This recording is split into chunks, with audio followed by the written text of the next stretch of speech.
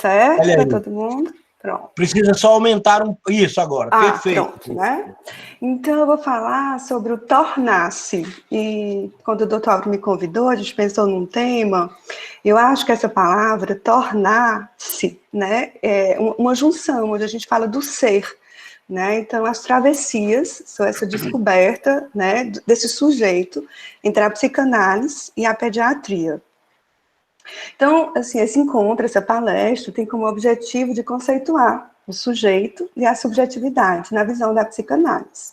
Né? Como o doutor Álvaro disse, eu sou psicanalista, já aqui na França há bastante tempo, pela Associação Lacaniana Internacional. Né? E a importância desses dois conceitos na clínica com crianças e os seus efeitos na vida adulta, né? Porque o inconsciente, ele é formado, né? Ele é estruturado, o recalque acontece nos primeiros anos de vida, mas a repetição dele se dá na vida adulta, né? Então, assim, acho que é importante a gente discutir esses efeitos e esses adoecimentos, né? A relação de pais e bebês e a articulação entre o sujeito que se constitui e o seu corpo se desenvolve. Não é uma tarefa fácil ser bebê, né? Porque tem que articular tudo isso de uma vez. E é importante compreender o bebê como um sujeito ativo na relação entre pais e bebês. E também, outro ponto importante que nós vamos discutir é ficar atento sobre os sinais que o bebê dá do seu desenvolvimento. Isso é fundamental. E é sobre esses sinais que nós vamos discutir hoje. E desde já eu agradeço ao Dr. Álvaro pelo convite. Vamos lá. Então, a subjetividade na teoria da psicanálise. O que seria essa subjetividade, né? Então, assim, o Freud foi inovador na sua época, porque ele trouxe essa noção do inconsciente. O inconsciente como um soberano para além da consciência. Então, isso foi, para a época dele, muito novo, né? O Freud realizou o abalo de todo o status da soberania que existia antes na consciência. E a importância desses dois conceitos na clínica com crianças e nas especialidades, porque é a partir dessa construção que nós vamos constituir o nosso trabalho, o nosso atendimento. Em todas as especialidades, eu acho que a grande maioria aqui são pediatras, se eu entendi bem, mas eu penso que tenha também outras profissões que trabalham com a pequena infância. O sujeito à subjetividade é a psicanálise. O sujeito para a psicanálise é a inter-relação a partir do eu e o seu espaço com relação ao outro. É a partir do outro que, para a psicanálise, essa primeira função é a função materna, e normalmente é estabelecida pela mãe. Eu digo normalmente porque as famílias se constituem de formas diferentes, né? Hoje tem famílias monoparentais, tem famílias que às vezes é o pai que assume a função materna, né? Então, quando a gente fala de função materna, não obrigatoriamente a mãe, mas na grande maioria a mãe. E essa relação como estruturação do sujeito, né? Desse tornar-se. E o sujeito para a psicanálise, ele se constitui nessa relação e através da linguagem. É o que esse outro fala da criança, né? Quando a criança quando a gente está diante de um recém-nascido, o choro, essa representação do choro, né? Poderia dizer, ele está com fome, ele está com sede, ele está com sono. Então aí vai se constituindo e dando a ele um sentido, né? Todas essas interações pais-bebê. E o Lacan fez uma releitura da psicanálise, né, trazendo esse inconsciente estruturado como linguagem. E nós vamos ver a representação disso na clínica, né? Então, na história do sujeito, o homem, ele desde o nascer, ele é inserido na ordem humana, né? É uma ordem social, o qual ele não pode viver sozinho. Então, ele está embasado com a linguagem e pela família. Assim, a história do sujeito antecede por um mito familiar, que passa a recobri-lo a partir do seu nascimento, através da linguagem. Linguagem essa que é sempre, ela é portadora de equívocos, de interpretações, ao mesmo tempo que ela é facilitadora, né? Ela é facilitadora da construção desse mito. É aquilo que se fala. Então, eu digo que quando o bebê nasce, nós nascemos, mas na nossa bagagem já vem várias construções, vários nós familiares, que começam a nos pertencer sem que nós tenhamos ainda toda uma aparelhagem suficiente para isso. Mas nós já carregamos essa relação, esse amparato. E por que eu falo de família? Porque também quando nós trabalhamos com crianças na clínica, nós temos esse trabalho com a família, né? Em qualquer aspecto que eu falo da profissão que trabalha com criança. Então, esse tornar-se, né, mãe e tornar-se pai. Ninguém nasce mãe, se torna. Também é uma outra construção. Então, tem o bebê, que vai se constituir a partir da relação com os pais. Ao mesmo tempo, tem uma mãe, que vai se construir. E essa construção é cheia de dúvidas, de capacidades, de medos, de angústia, de certitudes. Eu acredito que vocês conhecem muito bem, né? A relação mãe-bebê se constrói e é um processo. Não há nenhuma possibilidade de que o recém-nascido sobreviva sem o acolhimento do outro, mesmo quando se encontra em um estado clínico ótimo do seu desenvolvimento. Então, o que é que eu quero dizer com isso? Que, mesmo quando a criança não apresenta nenhum aspecto complicado no seu desenvolvimento, o simples fato do tornar-se sujeito, o simples fato do tornar-se mãe, já causa que essa relação, ela já é cheia de questões. E muitas vezes são essas questões que aparecem, sejam ele em consultórios médicos, sejam ele na pediatria, seja ele na fonoaudiologia. Então, todas essas questões, dessas inquietudes, que não precisam ser complicadas. E quando é complicado, você sabe que ainda é um pouco mais difícil, né? Há uma troca de expectativas, de olhares, desejo entre mãe e o bebê, funcionando como uma rede que enlaça o ínfus, o bebê, e a possibilidade de se constituir como sujeito. Então, o sujeito do psíquico advém de uma operação que vai entre o corpo, a imagem da palavra e a palavra do desejo. Né? Então, assim, muitas vezes os ditos dos pais, eles são constitutivos para a criança. Eu trabalhei bastante tempo, como o doutor falou, na Maison Verte, né? Chama ela Carragole, mas é uma Maison Verte, tipo François Dolto. E algo que eu observava muitas tardes era aquilo que era dito para a criança, as falas. Então, tinha alguns pais, por exemplo, isso eu observava todas as tardes. As crianças, elas são escaladoras, elas adoram escalar, subir cadeiras, subir sofás, né? E a grande maioria dos pais, nas suas frases, diziam assim, você vai cair. Esse você vai cair acaba sendo uma frase, né, que eu quero dizer que no cotidiano, essa linguagem, ela estrutura o sujeito. Porque se você vai cair, pode ser interpretado, quando a gente vem lá que eu falei, né, da psicanálise estruturada como linguagem, que é o que Lacan fala, pode ser interpretado pela criança, eu não sou capaz, né, como lá na frente, na vida adulta, pode vir um problema de autoestima, né, então assim, todos esses processos, esses ditos e não ditos, eles vão constituir o sujeito. Em outras palavras, por meio desses cuidados, a mãe toma seu bebê como alguém que dela depende para se constituir como um sujeito com conteúdos psíquicos próprios. É através da mãe ou daquele que cumpre tal tarefa materna que a criança se inscreve no mundo. As interpretações maternas, como essa que eu falei como exemplo, né, promovem no cotidiano o status de sujeito falante, antes mesmo que a criança fala.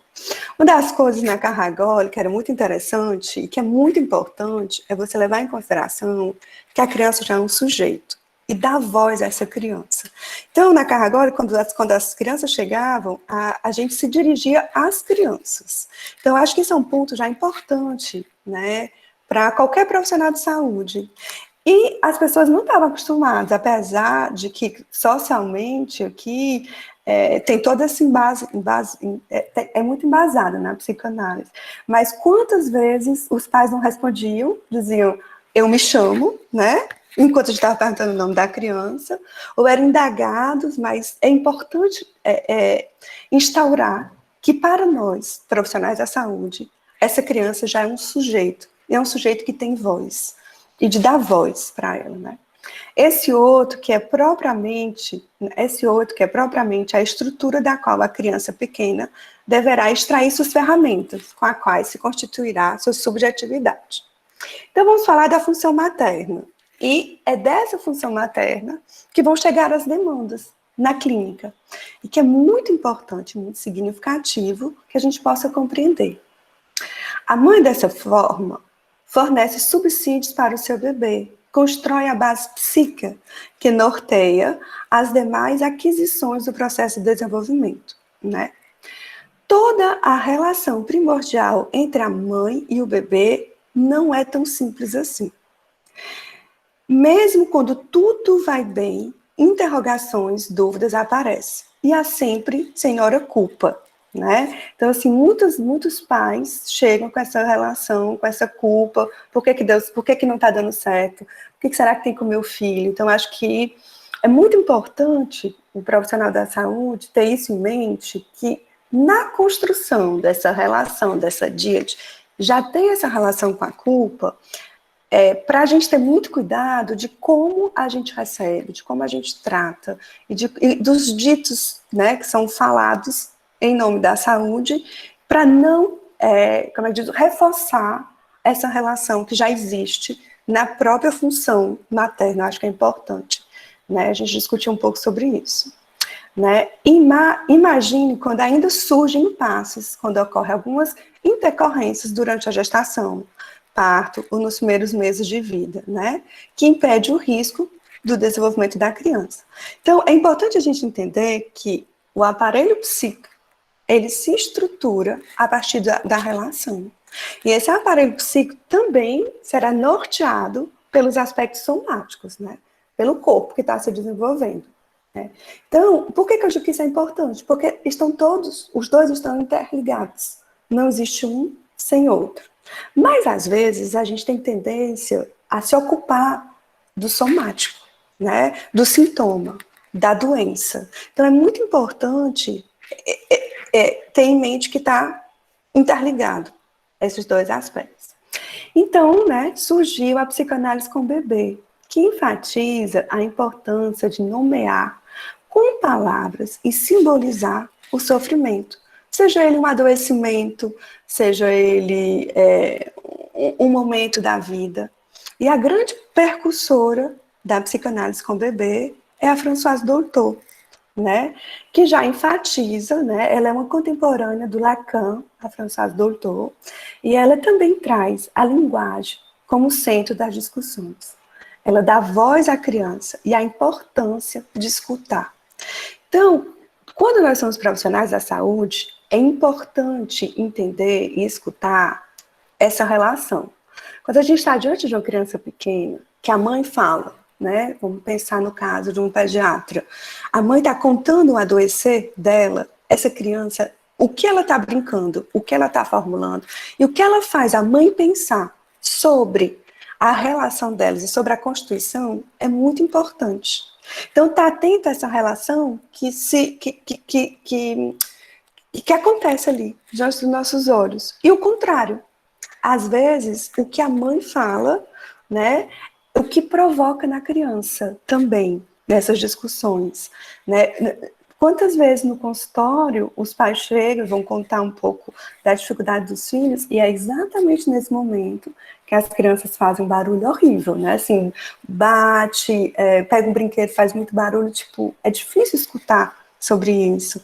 Então, é importante, quando profissional de saúde, traduzir para a criança, né? Ai, tá difícil, né? A mamãe está contando que você está doente, quantos adoecimentos, quantas coisas estão acontecendo, né? Traduzir na linguagem da criança.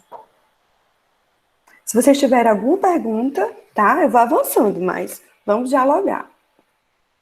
Então, para Françoise Dolto, a questão da criança questiona os pais, nossas próprias questões, né? Então, quando nós recebemos as crianças, a criança ela vem com o inconsciente dela, informação, né? Não foi recalcado. O que a gente chama de recalque na psicanálise? É quando aquilo que poderia se tornar um trauma, acho que eu posso dizer assim, não faz parte de um sintoma, mas ele está ali presente porque a criança está tentando se dar conta do que está acontecendo. Em alguns momentos, ela poderá esquecer, ela poderá guardar em algum lugar. Por isso que para Freud o sintoma ele é econômico, para não se tornar insuportável e para que ela possa ter um comportamento mais, digamos, entre aspas, adequado socialmente. Então, enquanto profissional de saúde, nós nos damos conta dessa criança que está com esse inconsciente em formação e também o simples fato de estar diante de uma criança nos permite também, para os pais, para os cuidadores, para o profissional da saúde, por isso que às vezes é bem difícil trabalhar com criança, de reviver sua própria infância, né? Esse infantil e aquilo que se foi guardado lá na gavetinha do inconsciente, é porque às vezes não foi tão bem resolvido que é mais econômico estar guardado, né? Mas às vezes as crianças vêm e elas vão despertar isso, né? Por isso que o simples fato dessa relação, né, que existe entre a criança e o adulto já desperta muita coisa da sua própria vida íntima, pessoal. Vivências dolorosas, traumáticas, onde muitas vezes não foram escutados nos seus próprios sintomas e nas suas próprias dificuldades. Por isso que eu digo que é muito importante para o profissional de saúde tomar um tempo na sua consulta para ter uma escuta. Porque muitas vezes, atrás de um sintoma ou de um adoecimento, tem muitas outras dificuldades que estão ali presentes, né? Por exemplo, eu tenho um caso no meu consultório, por exemplo, de uma mãe, ela desenvolveu uma depressão pós-parto grave.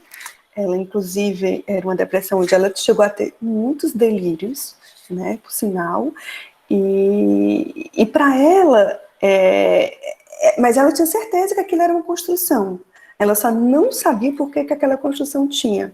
E para ela, a criança poderia ser perigosa para ela. Ela tinha como construção de que aquela criança poderia, poderia fazer algum mal para ela. E ela esperou 2 anos. Os 2 primeiros anos da criança, ela não procurou ajuda, embora o médico tenha indicado, o pediatra tenha indicado, ela não procurou.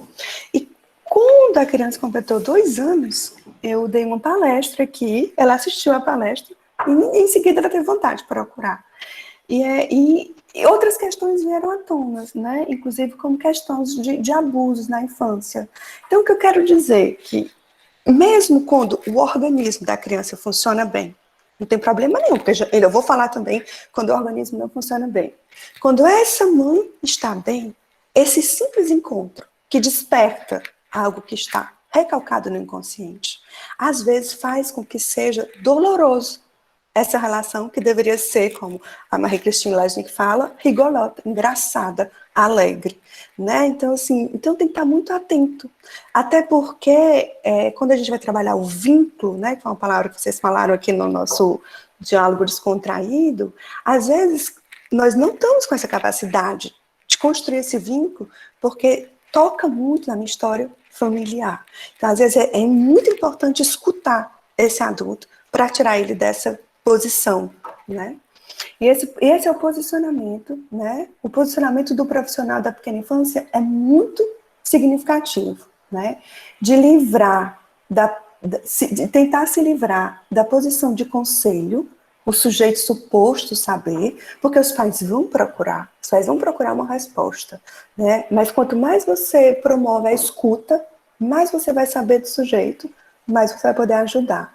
Então, um posicionamento muito tentador é dar um conselho, né?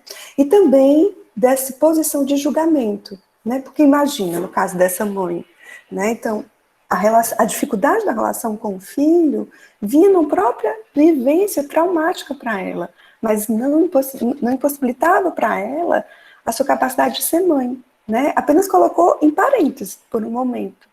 Né? E em momento algum, eu acho importante até a gente ressaltar, não implica a questão do amor, né? Mas essa questão do estar capaz naquele momento, né? Então, a escuta psicanalítica é a escuta infantil dos pais no seu processo de organização psíquica.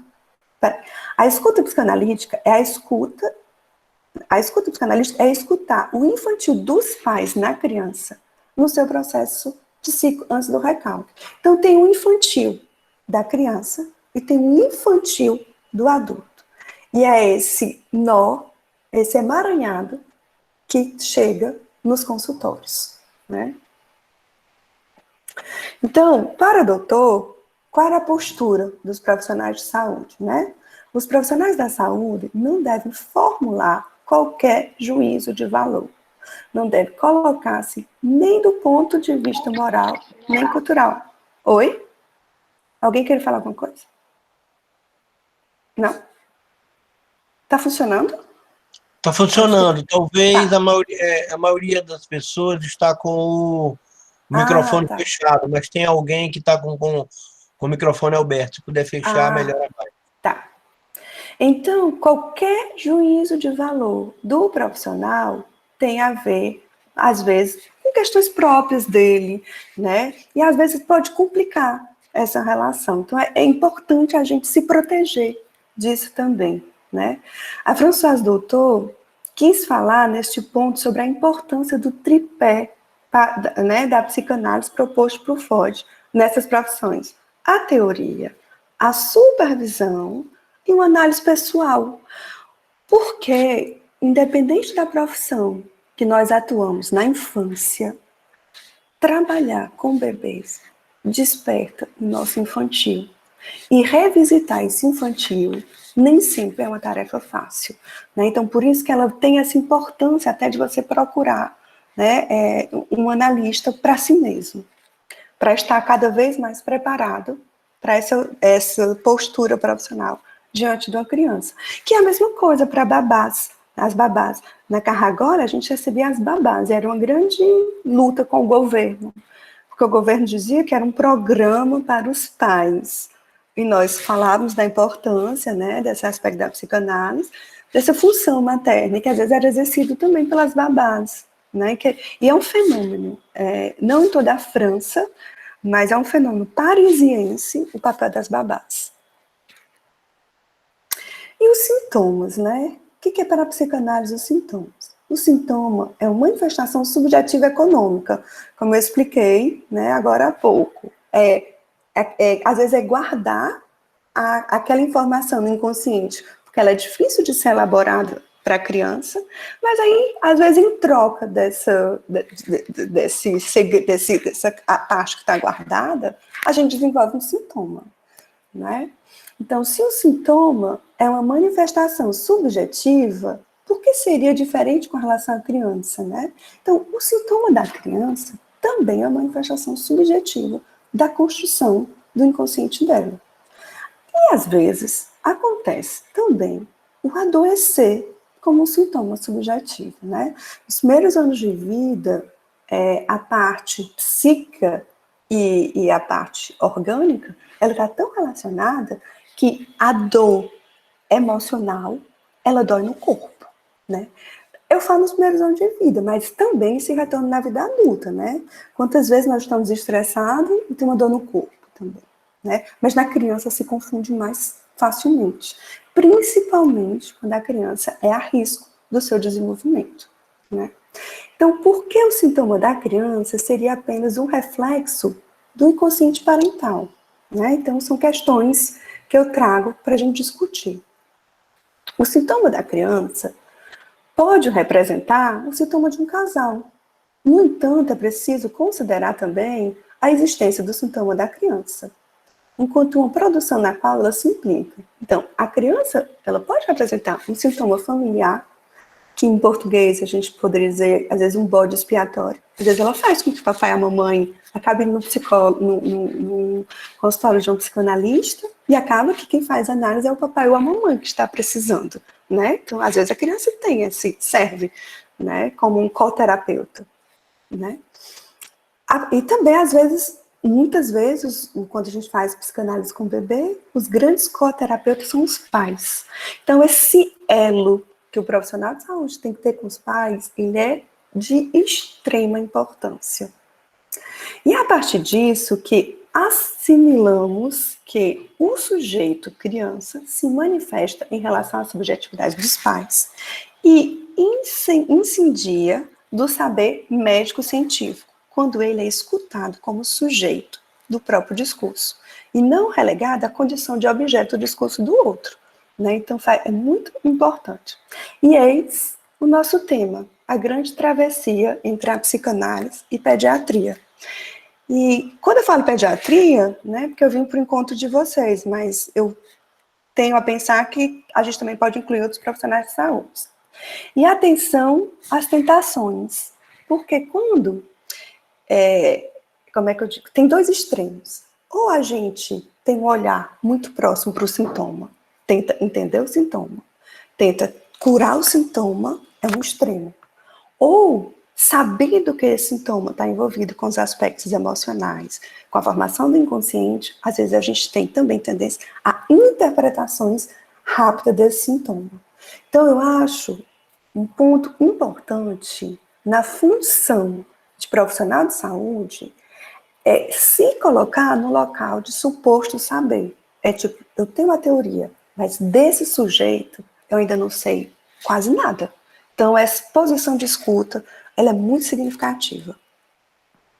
Né? E essa interação pais-bebês. Os pais normalmente se questionam. É uma pergunta que a gente escuta em todos os consultórios. Mesmo quem não chega no consultório, quem é pai e mãe, um dia pelo menos, da sua vida de pai e mãe, essa pergunta aparece. O meu bebê tem algum problema? Será que está tudo bem com meu filho? Ou até mesmo, o meu filho é autista? E como saber se está tudo bem com meu filho?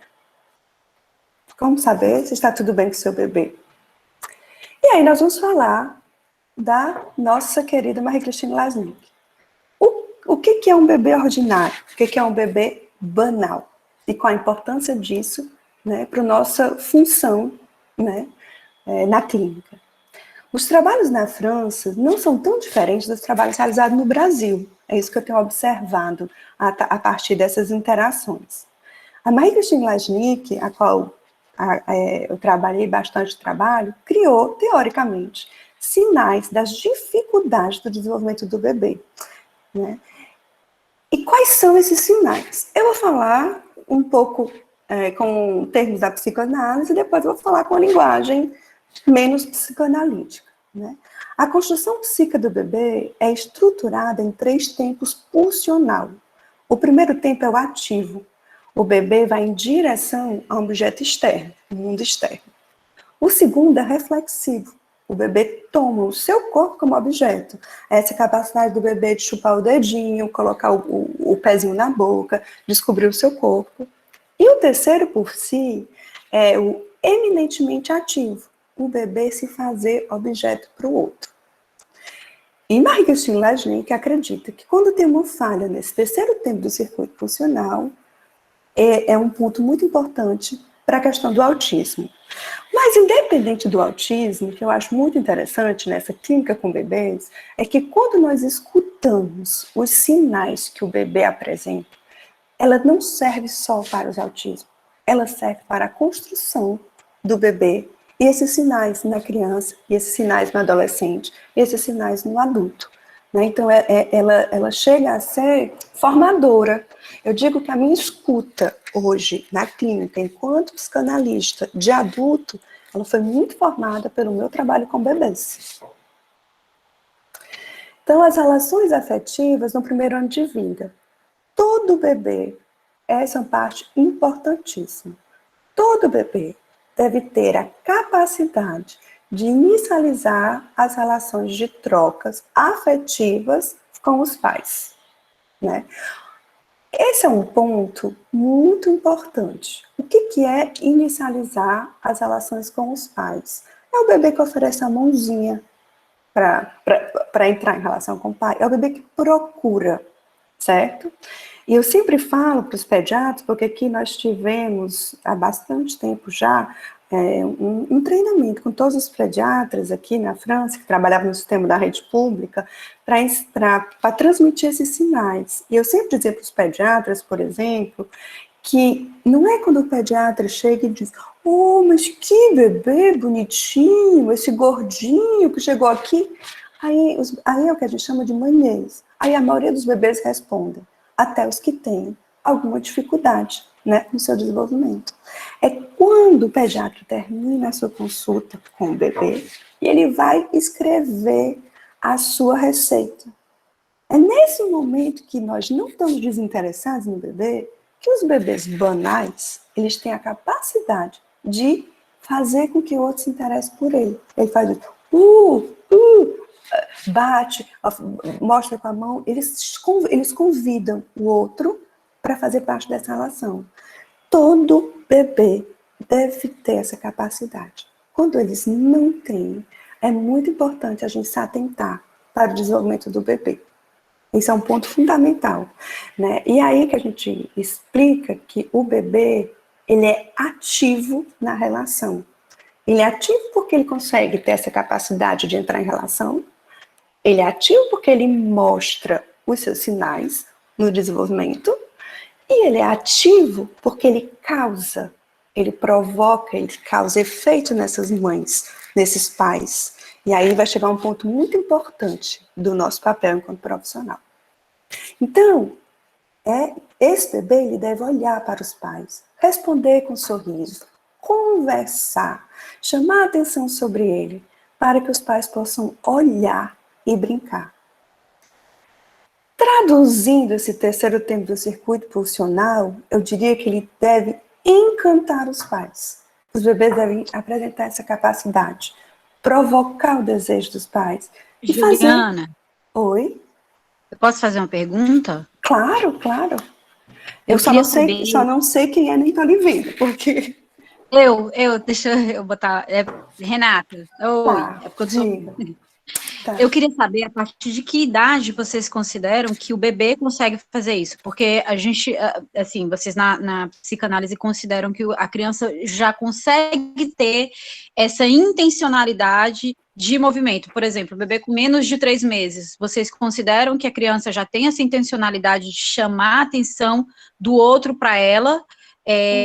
Recém-nascido, vocês já consideram que ele consegue fazer isso intencionalmente?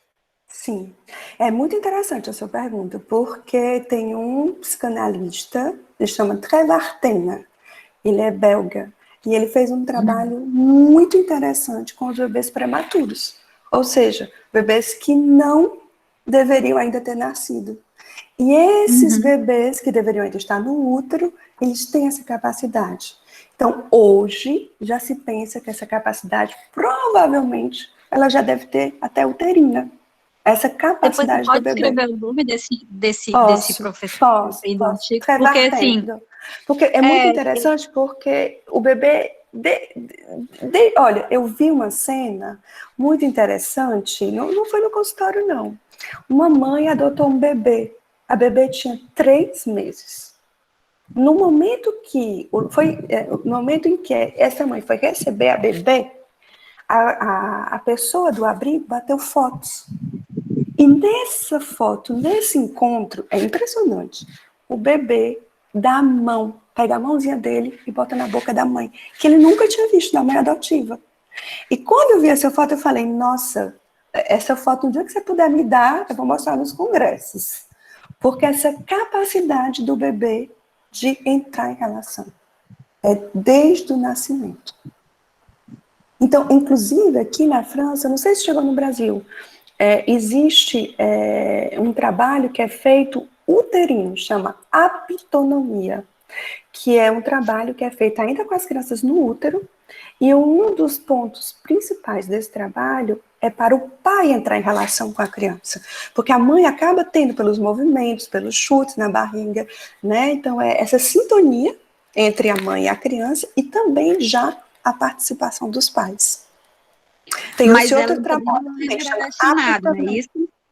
Como? Tipo, ela não é direcionada para um cuidador específico, ela é direcionada para um adulto que está ali como forma de que vai ser o que vai cuidar dessa criança, no caso. Ou ela tem uma intencionalidade para alguém especificamente? Não, né? Apitonomia? Eu não estou entendendo. Eu não entendi Não, todas essas questões ligadas à entrada do bebê na relação e ele, você disse objetificar para o outro. Esse é para qualquer, não é, por exemplo, direcionada para ninguém. Depois é que você que considera que é direcionada para alguém, né? Ou não? O bebê? Eu não sei se eu consegui me fazer entender. Normalmente é direcionado para o cuidador. E Pronto. normalmente esse primeiro cuidador é a mãe. Né? Mas às vezes pode não ser a mãe. Mas por isso que a gente fala muito em relação materna, né? Normalmente é assim. Mas como eu estou lhe dizendo, quando eu conto essa história dessa adoção, é que essa bebê encontrou a mãe. E nesse primeiro encontro, ela já se oferece para o outro, ela já inicializa a relação, ela já está pronta, né, para essa relação, para essa adoção. E uma prova que o bebê é ativo nessa relação, né? Então, eu respondi, mas a gente vai avançando. Sim. E tá, de repente, né? Então, ele tem essa capacidade de encantar os pais, e é muito importante. E isso, os profissionais de saúde têm que estar muito atentos. Inclusive, neste ponto, a psicanálise e os cognitismos estão de acordo, que quando o bebê está com todo o seu aparato pronto, ele tem uma relação, os cognitivos chamam confortável. Ele tem uma relação confortável de trabalhar essa sua capacidade. Os sinais positivos do desenvolvimento. Ser capaz de manter a interação. Ele vocaliza quando você não está olhando para ele. Ele toca, ele mostra o corpo. E aí eu coloquei uma frase, é o bebê de propaganda de margarina. Sabe, no Brasil tem sempre aquelas propagandas de margarina. Não precisa nem você procurar na clínica. Aquele bebê que ele faz parte do dia a dia. Esse é o que a gente chama de bebê banal. E essa capacidade o bebê tem que apresentar. Por quê? Porque nós descrevemos agora há pouco que o inconsciente, o psiquismo, se estrutura na relação, na linguagem. Se o bebê não tem essa capacidade, o que vai acontecer? Ele vai ter dificuldade no desenvolvimento dele. Se essa capacidade do bebê apresenta algum problema, ele vai ter capacidade de construir o corpo dele, né, em organismo. Né? Essa mudança de corpo em organismo, de organismo em corpo, acontece a partir da subjetividade. Né? Então, a relação mãe-bebê é um ritmo, é uma musicalidade, onde o bebê apresenta o ritmo para a mãe apresenta o ritmo para o bebê. Inclusive, tem muitos psicanalistas que trabalham hoje com músicos, né, para entender nas partições como é que é feita esse manhês e essa prosódia importante para o desenvolvimento do bebê, né? Mas e aí? Quando o meu bebê não olha, é sinal que algo não vai bem no desenvolvimento do bebê. Mas esse problema pode vir da parte dos pais, do bebê ou de ambos. Do lado dos pais. Quando vem do lado dos pais? Quando o problema está do lado dos pais. Por exemplo, depressão pós-parto. Às vezes, na depressão pós-parto, eu falo em depressão pós-parto, né? Porque a maioria das vezes a mãe é a figura primordial. Então, falamos de depressão materna. Mas pode ser uma depressão do pai. Tudo depende da configuração familiar, né? Então, a função materna, ela pode ser exercida por outras pessoas. Para o bebê encantar a mãe, ela precisa não somente que ele responda, mas que ela se sinta plena. E se a mãe está com depressão pós-parto, uma psicose, alguns outros problemas, tem vários problemas, estou dando aqui um exemplo da depressão pós-parto, que pode vir do lado da mãe. O que acontece? Essa mãe que deveria ser suficientemente boa, como nos ensina o Winnicott, ela se entrega, né? Ela se entrega nas trocas. Uma mãe deprimida não oferece o retorno de alegria que o bebê precisa. Então, a mãe não alimenta a capacidade do bebê de entrar em relação. Por quê? Porque ela está num momento da vida, né, que está difícil. Ela pode cuidar bem dele, mas sem oferecer a base emocional que ele precisa para se constituir. É importante ressaltar que isso não implica no amor que a mãe sente ou não pelo seu bebê, né? Que assim, a mãe, ela pode continuar amando esse bebê, ela pode cuidar desse bebê, mas por ela não oferecer esse retorno para superalimentar essa capacidade do bebê de entrar em relação, algo no desenvolvimento do bebê pode ir mal. Então, isso é um ponto importante. E como o bebê reage? Então, mas por razões que ela mesma, a mãe, né, na maioria das vezes desconhece, esta mãe não é capaz de dar outras coisas além do cuidado cotidiano. Em alguns casos, até esses cuidados são difíceis. Em muitos casos, pode ser que a mãe nem perceba que está deprimida. Porém, como a gente parte do princípio que o bebê tem essa capacidade, essa tristeza, ou essa voz mais, em francês diz plata, a voz mais sem harmonia, sem musicalidade, um rosto mais abatido, um colo que não tem ainda um aconchego, né? É detectado pelo bebê. O bebê, ele tem essa capacidade e ele vai detectar isso da mãe. Às vezes até mais do que outro adulto. E o que acontece? Ele vai evitar o olhar da mãe. A tristeza da mãe, suas preocupações são sentimentos complicados que o bebê não tem capacidade de processar.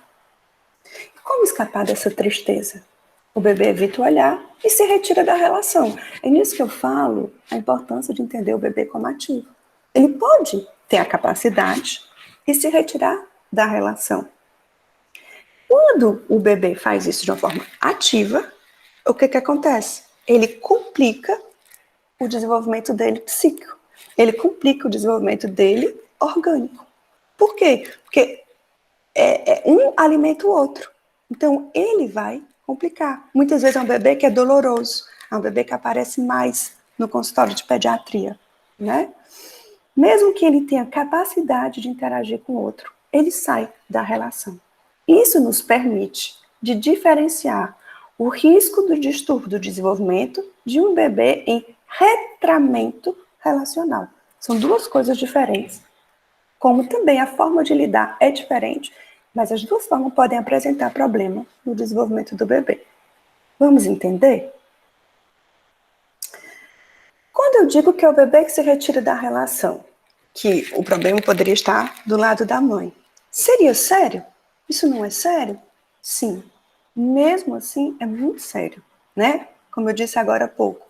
Porque o bebê vai ter uma dificuldade no seu desenvolvimento, né?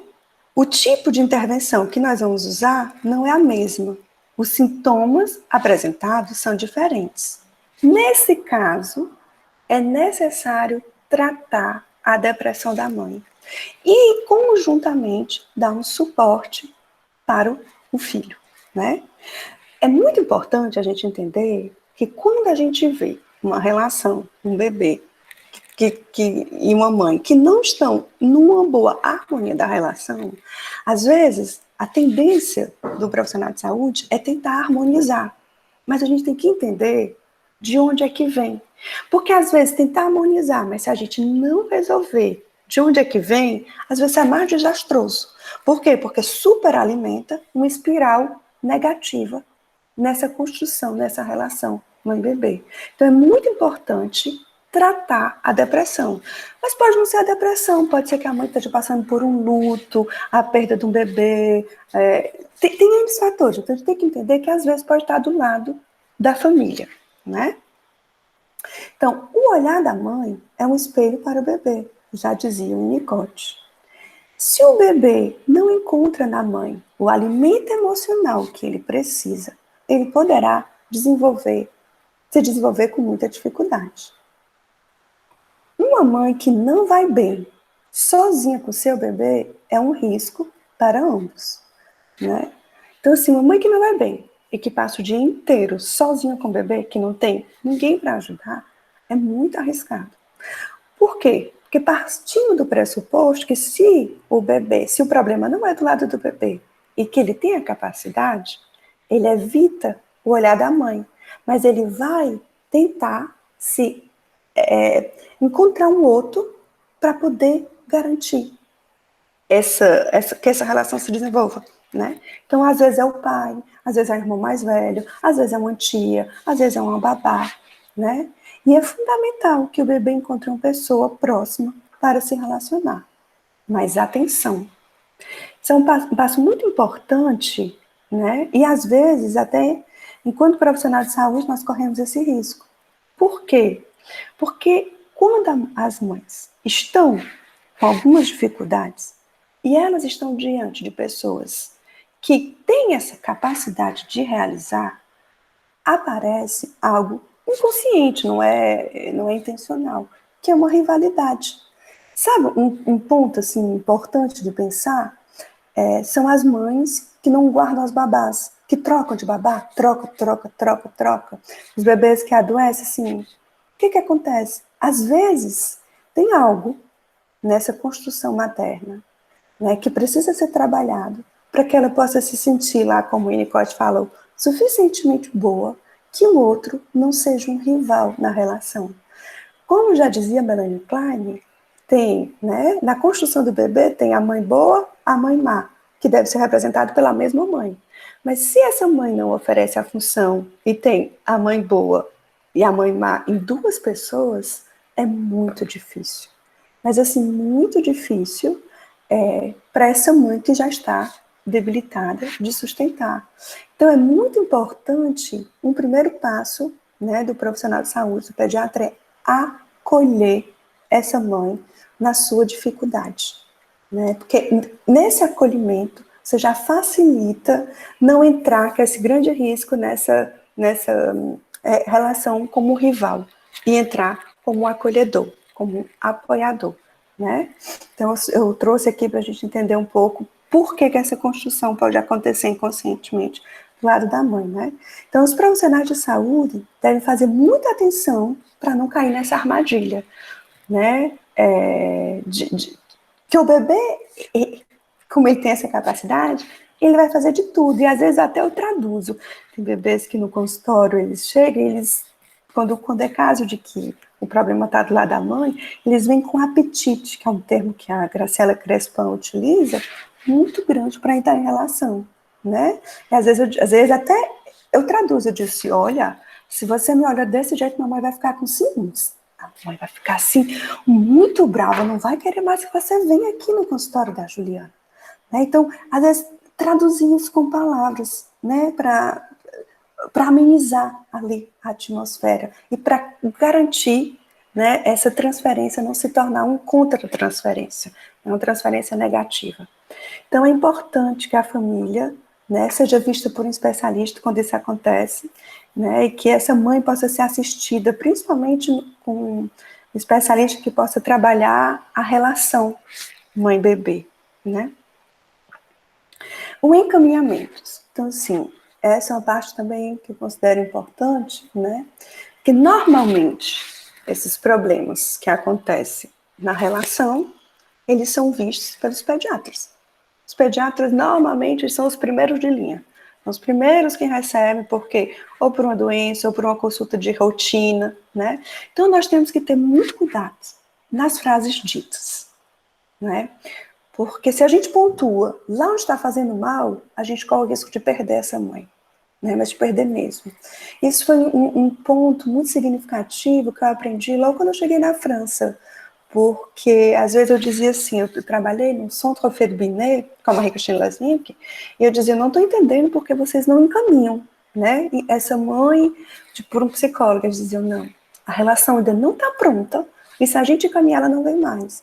Então, é muito importante ter cuidado nas frases que são ditas, na importância dessa palavra, e numa relação de confiança que é estabelecida entre a família e o profissional, né? E que o que é dito não vai,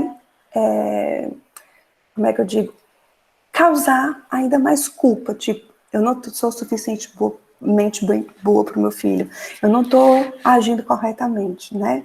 Tem frases que eu digo que às vezes os pediatras franceses dizem muito, que é assim, a senhora está estressada, a senhora estando estressada, a senhora estressa o seu filho. Isso eu sei porque quando chega no meu consultório, as mães chegam dizendo assim, eu vim porque o pediatra disse que eu estava estressada, e se eu me estressar, eu vou estressar meu filho. Aí ele vai chorar mais, aí ele não vai dormir à noite, aí eu vou me estressar mais, aí eu vou estressar meu filho, né? E realmente, com essa frase, às vezes a bola de neve aumenta, né? Então, como é que nós poderíamos dizer isso para encaminhar de uma forma que não entrasse nessa relação de culpa e que não fosse ainda mais problemático para as mães, né? Um ponto muito importante é dizer que quando o bebê nasce, a relação entre ele e a sua família é para ser uma relação alegre, agradável, saborosa, animada. E quando a gente acha que não tá, às vezes tem profissionais que ajudam. Sabe? Porque aí você fala na relação. Porque quando as mães escutam, olha, só, ela está com depressão, isso não é significativo para o seu filho, pode causar problema no desenvolvimento dele. Gente, elas chegam abaladíssimas no consultório. E às vezes até mudam de pediatra, muda de pediatra, muda de pediatra, e vai mudando. Mas isso acontece, assim, em todas as áreas. Estou falando aqui pediatra porque fui convidada pelo Dr. Alva, mas eu acho que isso é um cuidado, inclusive como psicólogo, que a gente tem que ter como psicanalista, como fonoaudiólogo, como educador, né, desses ditos, né, e que repercussões eles vão ter nessa construção que você está tendo com essa família que você está acolhendo, né? Principalmente, né, às vezes, professores, isso é algo, assim, muito importante, né? Então, a maternidade em si, ela já gera muita culpa para os pais, né? Então, imagine com toda essa situação. Então, a gente tem que ser muito cuidadoso, né? Então, deixa eu ver aqui onde é que eu estou no meu texto. Então, outro ponto importante é entender que quando essas dificuldades acontecem no início da vida, elas podem, né, influenciar também a relação dessa mãe com o filho adulto. Essa dificuldade, quando ela não é tratada, ela vai levando ao longo da vida. Então, os encaminhamentos devem ser feitos para tornar a relação mais engraçada, mais agradável. Quando você propõe isso para os pais, a grande maioria aceita esse trabalho que vai ser feito na relação. E quando a dificuldade vem do bebê, né? Porque agora a gente falou dos pais, mas a dificuldade pode vir do bebê. Ele apresenta um retramento, quando o bebê apresenta um retramento relacional permanente. O que é isso? É essa dificuldade do bebê de entrar em relação. Como eu disse, o bebê tem que ter essa capacidade de seduzir, de encantar os pais. Quando eles não têm, é permanente. O que é permanente? Eles não vão ter com os pais, mas também não vão ter com mais nenhuma outra pessoa. Né? Então, o bebê, ele não busca a atenção das pessoas ao seu redor, de maneira ativa e espontânea. Qualquer pessoa.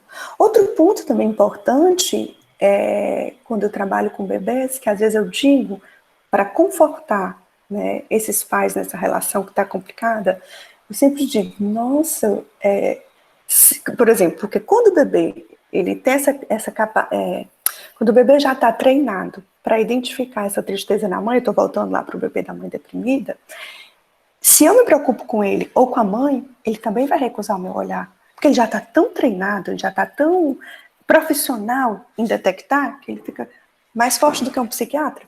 Né? Mas na frente ele pode até surgir daí um grande psicanalista, por sinal, por exemplo, um psiquiatra. Né? Alguém interessado? A filha da Françoise Dolto, que é a Catherine Dolto, ela é uma das iniciantes da aptonomia. Ela trabalha com essa relação. Né? Então, o que é que eu quero dizer? É importante até dizer para a mãe, tipo, olha, tá vendo? Como eu me preocupei com ele, né, ele também recusou de olhar para mim. Né? Isso também constrói para essa mãe que é uma relação que está sendo construída, que eu também tenho dificuldade, mas que nós estamos lá para ajudar, e que ela também tem dificuldade. Isso também diminui essa questão da culpa e facilita o trabalho. Né? Então, às vezes, o bebê pode responder à solicitação do adulto, mas ele terá dificuldade de manter a relação e iniciá-la de forma ativa. Isso é quando o problema vem do bebê. Antes de tudo, antes de começar qualquer encaminhamento, qualquer atendimento, nós temos que excluir os sinais somáticos. Quais são os mais comuns? Um bebê doloroso, um bebê desconfortável, que não pode interagir normalmente. Vamos entender o que acontece quando o bebê está doloroso. Vou dar um exemplo para você. Coloque-se na situação do bebê. Se você está com dor de barriga, dor de cabeça, qual é a única coisa que você quer? Se refugiar lá no seu cantinho, esperar que a dor passe. A grande maioria das pessoas não está apto, não está aberto para ter uma relação, para conversar, porque está com dor. Então, para o bebê, a situação é semelhante. Com dor, desconforto, é difícil estar disponível para a interação. Então, o primeiro passo, né, é entender que esse bebê, que a gente precisa trabalhar esses aspectos somáticos do bebê. Mesmo que esse desconforto não seja necessariamente manifestado pelo choro, a primeira coisa a fazer é descartar qualquer causa somática.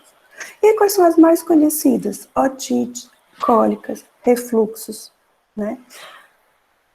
Mas existem tantas outras que vocês devem conhecer, às vezes, bem mais do que eu. Nesse primeiro cenário, a atenção ao aspecto somático é suficiente para colocar essa espiral interativa no bom caminho. Então, às vezes, a dificuldade de entrar em interação vem do bebê, mas às vezes ele está dolorido, tem algo no corpo dele que impede. E no segundo caso, o caso onde os problemas orgânicos, doenças ou algum déficit sensorial, né? Então, às vezes, o bebê apresenta alguma doença, algum problema realmente orgânico. Vou dar alguns exemplos. A prematuridade, uma doença, uma síndrome diagnosticada antes do nascimento, né? Tudo isso, às vezes, dificulta o bebê entrar na relação. Um bebê doloroso, ele apresenta no corpo o que André Boulanger mostra nos aspectos sensórios motores, ele tem uma retração para trás. Não sei se vocês estão me vendo, mas eu estou mostrando, ele faz mais ou menos isso com o corpo. Cabeça bem para trás, os braços para trás. Então, quando o bebê está nesse aspecto doloroso, ele não consegue nem organizar o corpo dele para entrar em relação. Então, quem trabalha em clínica com bebês, é muito importante, primeiro, você aconchegar o bebê, tirar ele dessa sensação, né, e aconchegar ele para que ele possa trabalhar e entrar nessa relação. E aqui, de novo, existe um monte de razões e problemas possíveis que vão afetar o organismo do bebê e dificultar muito a tarefa dele de interagir. Se o bebê está sendo bem acompanhado do ponto de vista somático, é necessário garantir que este bebê um olhar sobre o seu psiquismo, né? Se ele está sendo super acompanhado, e aí a gente começa um trabalho que vai trabalhar ele entrar nessa relação com o outro, nesse vínculo, né? É muito importante. A provocação interativa. Deve-se garantir que o sinal da provocação interativa esteja presente. A capacidade de inicializar uma relação, de paquerar a mamãe. Para que o bebê possa, através das interações, se desenvolver em todas as áreas do seu desenvolvimento, né? Então, vocês já entenderam que está tudo interligado. Mas também, quando o bebê apresenta uma doença, um outro problema qualquer, há, inevitavelmente, efeitos no corpo. Esses efeitos podem se expressar através do tônus, da motricidade, dos aspectos sensórios motores, né? Ou o bebê é muito molinho, ou o bebê ele é hipertenso. Sabe assim, uma criança às vezes que anda nas pontas dos pés de tão tenso que ele está? Então, todos esses aspectos fazem com que o bebê não esteja disponível para entrar na relação. Quando ele está ocupado demais com o corpo dele, que não está reagindo, o tônus dele não está reagindo, para liberar ele para entrar em relação, né? São essas possibilidades de interagir e a capacidade que ele tem, né, de interagir. Então, isso é algo que está sendo muito estudado aqui na França, né, que são os aspectos psicomotores de André Boulanger. São situações de risco. Todas essas possibilidades que eu mostrei para vocês, né, são situações de risco do desenvolvimento do bebê. E o terceiro caso, É o caso de bebês que não provocam de maneira recorrente, sem que exista um problema somático ou uma doença conhecida. Esta também é uma situação de alerta. Eu diria mesmo que eu acho que essa é uma das mais difíceis das situações que nós podemos encontrar com o bebê. É quando não tem nada no somático que a gente possa tentar resolver, não tem nada do lado dos pais que a gente possa tentar resolver, mas existe um fator de hipersensibilidade do lado do bebê que impede ele de entrar na relação com os pais, que impede ele de tornar, né, esse organismo, se tornar um corpo, impede ele de desenvolver essas capacidades corporais, que impede ele de desenvolver essas capacidades psíquicas, né? É bem complicado de ser identificado. Muitas vezes são bebês que sorriem e que respondem na relação com o outro, mas de maneira passiva. E muitas vezes, a grande maioria, eles conseguem, a palavra que eu digo é enganar, até mesmo os profissionais da saúde, psicólogos, psicanalistas, pediatras, fonoaudiólogos. Por quê? Porque se eles encontram pessoas que têm uma boa capacidade de um mamanhês, uma boa musicalidade na sua voz, ele responde. E às vezes a gente não está atento a um ponto importante que eu falei para vocês, a capacidade do bebê de entrar em relação, né? Então, quem trabalha nessa relação, nesse vínculo mãe-bebê, tem que estar muito atento se o bebê tem a capacidade de entrar em relação. Além de não inicializar a relação com os pais, ele não vocaliza para chamar a atenção dos pais. Mas tudo isso é tão sutil que pode passar despercebido. Por isso que eu tenho muito cuidado na clínica. Quando os pais dizem, eu percebi que tinha alguma coisa errada, mas quando eu ia procurar o médico, eles diziam, não, quando ele falar vai melhorar, a senhora vai ver. Né? Não, às vezes os pais percebem, mas eles procuram. E às vezes, porque esses bebês têm essa capacidade, como eu digo, entre aspas, de enganar, passa despercebido. E a gente vai encontrar esses bebês mais tarde na clínica, com 3, 4, 5 anos, com sinais bem mais difíceis, problemas da linguagem, problemas de aprendizado, até mesmo autismo, né? Esses problemas no desenvolvimento. Quando a dificuldade da interação afeta pais e bebês ao mesmo tempo, o que é que eu quero explicar por isso? É a dinâmica interativa de um bebê que não responde, um bebê com risco de transtorno de desenvolvimento que instala-se com os pais. Não sei se vocês vão lembrar, se vocês conhecem, já ouviram falar. Será que vocês lembram do Bruno Bettelheim? Ele é um psicanalista que chegou à conclusão, né, uma teoria dele era a mãe geladeira. Não sei se vocês ouviram falar, né? Então, para ele, ele concluía que a mãe não estimulava o filho, né, na questão do autismo, mas já como eu expliquei para vocês, nós estamos ampliando isso para uma questão mesmo do desenvolvimento do bebê. Como a mãe não estimulava, então a responsabilidade era inteirinha da mãe. E hoje, um ponto importante que eu vim mostrar para vocês é que nem sempre é só do lado dos pais. O bebê pode ter um fator de hipersensibilidade que os pais não conseguem, né? E que eles podem, né? Então, ele fez um resumo muito fácil, o Bruno Bettelheim, né? Autismo, psicanálise, culpabilização materna. O que era isso? Se as crianças se tornavam autistas, era porque as mães não estimulavam, né? Qual foi o seu erro? Ter sustentado que o autismo seria causado pela frieza das mães. Se o autismo fosse causado pela frieza das mães, as mães com depressão não teriam bebês hiperativos. Nós sabemos que as mães com depressão aparecem muita dificuldade no desenvolvimento do filho, mas na grande maioria não é o autismo, é a hiperatividade, problema no comportamento, problema na afetividade, outros problemas, né, que é o que o Winnicott chama, que o bebê da mãe deprimida, ele chama de antidepressor do pobre, né, que ele vai fazer tudo para acordar essa mãe. Lá na frente, ele vai ter, algumas vezes ele apresenta dificuldade na escolaridade, dificuldade no comportamento, hiperatividade, e lá na frente, se a gente não faz essa relação, Às vezes eles são tratados até com vitaminas, e até então ainda não foi tratada a história da depressão materna. Então tem que ficar muito atento, né?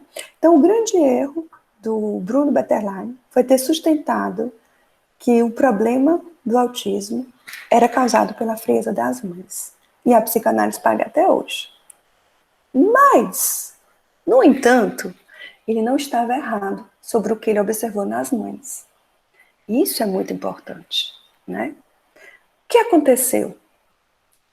O que ele chamou de frieza, eu nomearia como uma desconstrução, um arruinamento das habilidades e competências maternas e paternas, né?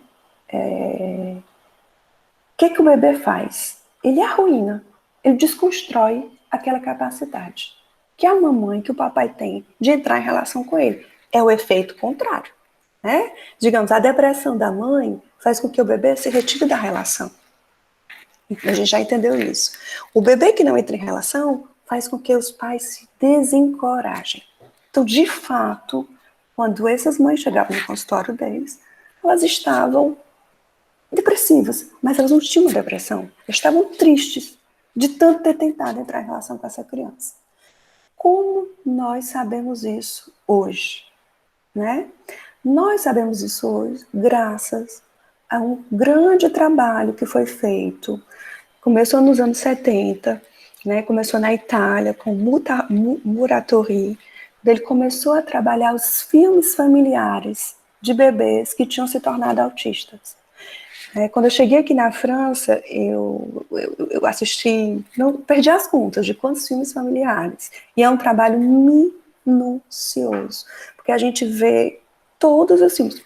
Como é que a gente consegue esses filmes? Fácil. Todo mundo filma seus filhos. E a gente filma da forma mais natural possível, né? Quando os bebês se tornavam autistas, nessa época, na Itália, eles pediam os filmes familiares para estudar. O que aconteceu? O que tinha lá? O que tinha que a gente não viu antes? Porque havia a hipótese de que, se tivesse sido descoberto antes, talvez esse autismo não teria se instalado.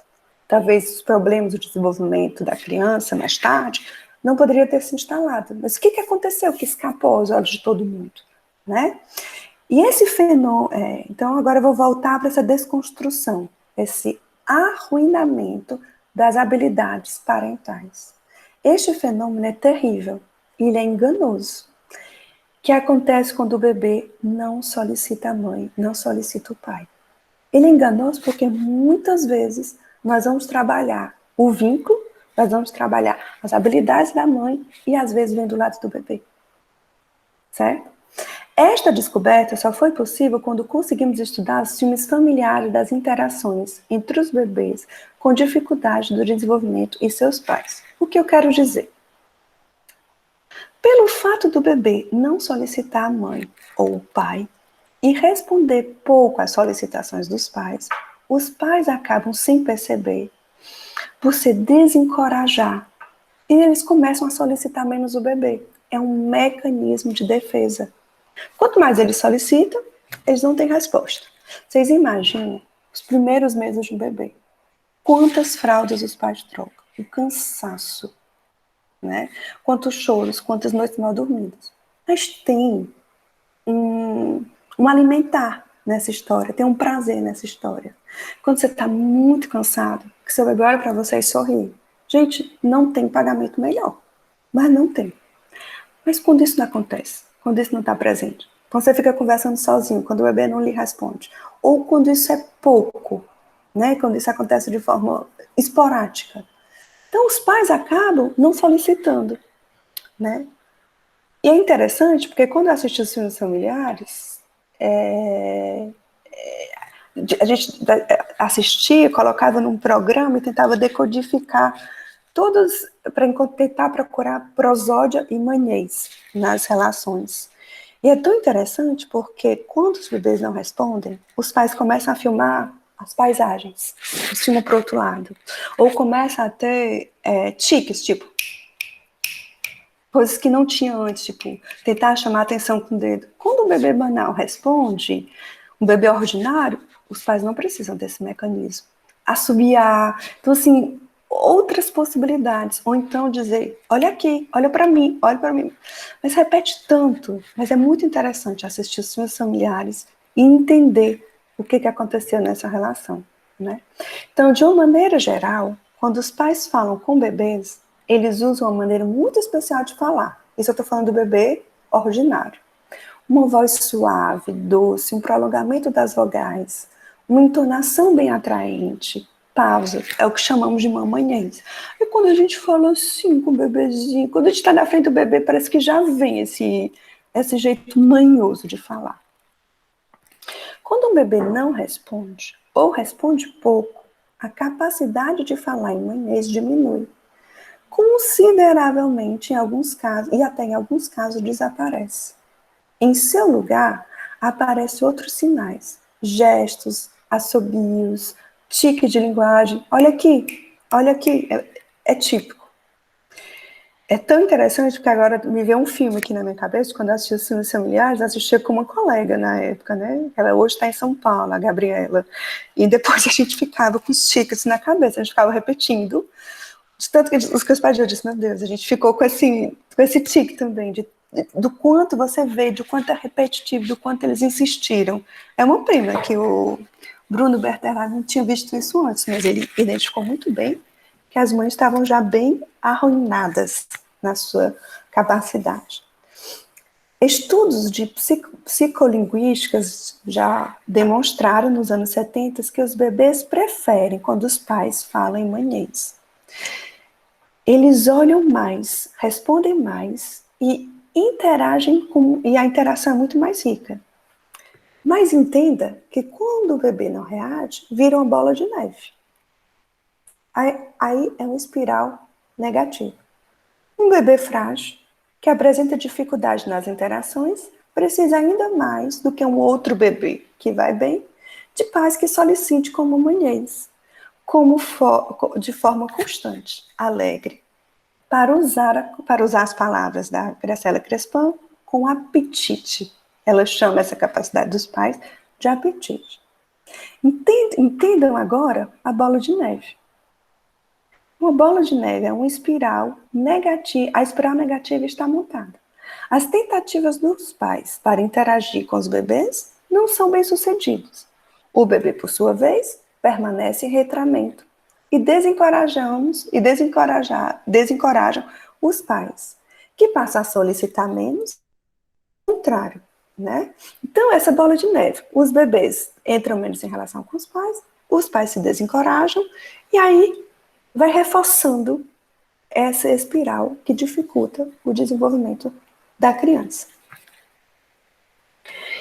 Por isso que é muito importante o manejo precoce desses distúrbios, né?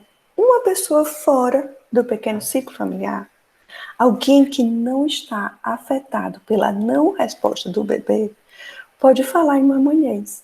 Às vezes permite que ele responda e que ele interaja. Essa pessoa pode ser o pediatra, fonoaudiólogo, né? Um profissional da creche, uma tia, uma avó.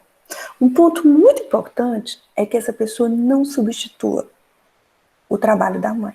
Você entenda que ela tem a capacidade, essa mãe, né? Apenas ela está o quê? Ela foi arruinada, desconstruída. Então, precisa encontrar esse prazer no bebê, precisa reintegrar essa capacidade do bebê de entrar em relação, mas precisa inserir nessa capacidade a relação com a mãe. Então, você abre, possibilita e, ao mesmo tempo, você trabalha com a mãe. Então, é um trabalho a 3. Isso significa que, sozinho, os pais vão ter dificuldade para reverter essa situação e vão precisar de ajuda de especialistas no manejo precoce dos distúrbios do desenvolvimento, que, em geral, trabalha em conjunto com outros profissionais da primeira infância e que vão cuidar de outros aspectos da interação, né? Então, é muito importante a gente entender, inclusive para desculpabilizar as mães. É muito importante a gente entender todos esses manejos, essas capacidades e incapacidades e desconstruções do bebê, da mãe, do pai, para não entrar, né, numa relação desconstrutiva e ainda mais dos pais, né, é entender realmente esse ritmo, né? Como os aspectos somáticos, os corporais, o ajuste dos pais ao bebê, o ritmo, todos juntos vão ter um objetivo comum: restaurar o humanês dos pais e o apetite que eles têm pelos seus bebês. Essa é a grande importância do atendimento precoce, né? Então, quando os pais vêm, quando uma hora a Marie-Christine Lagic, que é reensinar os pais a fazerem um tango com os bebês. E eu digo para ela que é porque ela não é do Ceará, porque eu digo que é dançar um bom forró. E assim, é primordial, né, que os profissionais da saúde que atuam na infância sejam orientados por esse aspecto da psicanálise, de entender o bebê como ativo na relação, de entender os pais também como participativos e como aliados. Os pais, eles são coterapeutas, né? Quando nós conseguimos, a partir desse ritmo do bebê, a partir dessa construção, fazer com que os pais possam entrar nessa relação, possam entender a demanda desse bebê, a dificuldade, eles podem construir com prazer isso em casa. Eles vão entender que, às vezes, forçar, porque às vezes os pais ficam numa tentativa tão grande, né, de tentar entrar na relação, que acaba fazendo o fechamento do bebê. Então, um diálogo entre esse é uma grande importância de um diálogo entre a pediatria e a psicanálise, a entender essa construção psíquica do bebê, né? E nós, da psicanálise, entender toda essa construção no corpo, todos esses aspectos somáticos também. É uma grande construção, é um grande diálogo importante a ser trilhado, eu penso. Possamos dedicar-se ao trabalho com o bebê, isso como escuta acolhedora e cuidadora dos pais. Trabalhar em equipe com os demais profissionais é muito importante, a transdisciplinariedade. Aqui na França, trabalha-se osteopata, psicomotricista, fonoaudiólogo, psicanalista, todos trabalham juntos, né? E outros profissionais que eu devo ter esquecido. Puericultrice, eu não sei como é que chama puericultrice em português. Não sei se tem. É uma junção entre a enfermagem e... eu não sei que profissional, se é puericultor, não sei se tem em português. Mas todos esses profissionais trabalham juntos, né? E além do encaminhamento e do diagnóstico, propondo-se a emprestar suas significações ao bebê em sofrimentos e aos seus pais. Então, acho que esse é um ponto muito importante do profissional de saúde, é não estar só procurando um diagnóstico. A Françoise Dolto, ela tem um texto sobre transferência, que ela dizia muito que quando a gente trabalhava no lieu d'accueil, né, no Maison Verte, a gente tinha que aprender a sorrir e a sofrer com as crianças, né, para poder enfrentar todas aquelas partes do desenvolvimento que elas estavam passando. Então, eu acho que o profissional de saúde é isso, é ir além do encaminhamento e além do diagnóstico, né, estar nesse acolhimento desses pais, nessa escuta atenta, né, eu acho isso muito importante. Principalmente a olhar para os bebês, porque o olhar para a psicanálise vai além da mera visualização dos sintomas. Então, é olhar nesse bebê como um todo, e não só o seu sintoma, com seus aspectos psíquicos, com a sua capacidade de se desenvolver. Então, assim, é muito importante. Para mim foi muito formador. Trabalhar com bebês me formou enquanto psicanalista, a psicanalista que eu sou hoje. Porque o trabalho com bebês é gratificante, a gente tem respostas e resultados muito rápidos. 2, porque o bebê mostra toda a construção do inconsciente que nós vamos ver lá na frente no adulto, às vezes uma construção de onde é que vem uma depressão no adulto, de onde é que vem uma dificuldade de relacionamento, de onde é que vem uma ansiedade, de onde é que vem uma angústia. Então, assim, a gente permite de ver isso lá na frente, então me ajudou a entender. Então, eu acho que estar aberto a essa escuta, se permitir não saber, se permitir aprender junto, foi muito importante, realmente, para a minha formação. Então, eu queria dizer muito obrigada, eu queria abrir para discussão, para que a gente pudesse dialogar um pouco. Como é que eu faço agora? Pode ficar assim, ou você pode fechar a apresentação. Eu posso fechar e voltar para aquela tela, não é? Isso, exatamente. Peraí, deixa eu fechar aqui. Sim. E cadê a tela? Vocês estão me vendo? Não, porque eu acho que está na tela do seu computador ainda. Mas Mas dá para te ver, tá como se estivesse no começo. Voltou aqui. Pronto, acho que agora eu consegui. E eu tenho que... Ainda não. Você tem que sair. Isso, agora. Agora eu acho que deu. Eu já ia dizer, Janara, me socorre. Possibilita que as pessoas batam foto, né, para eternizar esse encontro aí, Juliana. Uhum. Vamos passar a palavra. Já tem algumas perguntas aqui de várias amigas suas, né? Esse também é um encontro, é um reencontro, né, seu com a sua terra, com as suas amigas. Uhum. E para nós pediatras, vamos ouvir os pediatras daqui a pouco, mas equivaleu a um curso de 2 ou 3 anos de psicanálise infantil, né? Uhum. Ou seja, está nos estimulando a um processo de amadurecimento que normalmente leva 1, 2 anos. Isso é muito bom, porque, como você bem frisou, o objeto de episteme, né, o objeto de conhecimento do pediatra,